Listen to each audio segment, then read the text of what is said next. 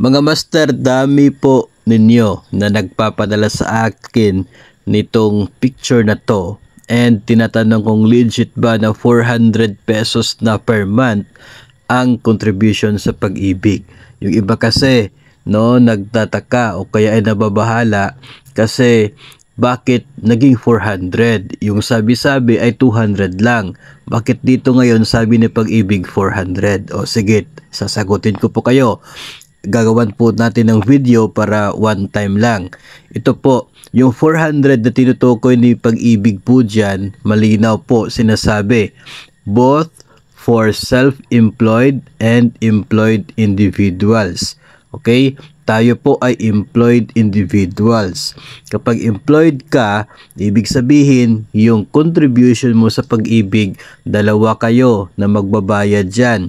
Una, ikaw bilang empleyado, meron kang employee share. Tapos yung employer mo, yung gobyerno. Kung ikaw ay empleyado ng DepEd, yung DepEd.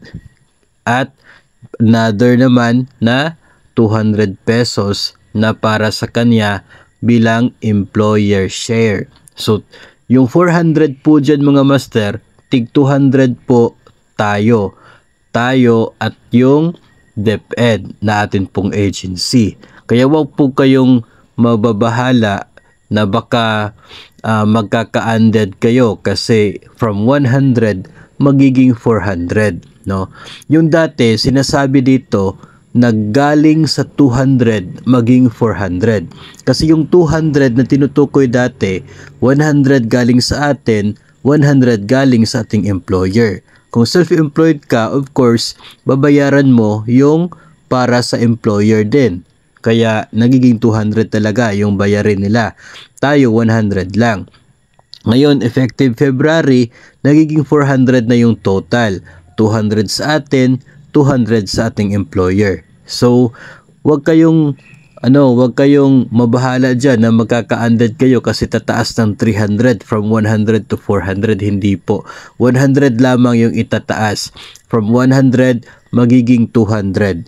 200 sa atin, 200 sa ating employer, total of 400. Effective po yan ngayong Pebrero and the months to come. Yun pong buwan ng Enero ay wala po, hindi po yun included at wag kayong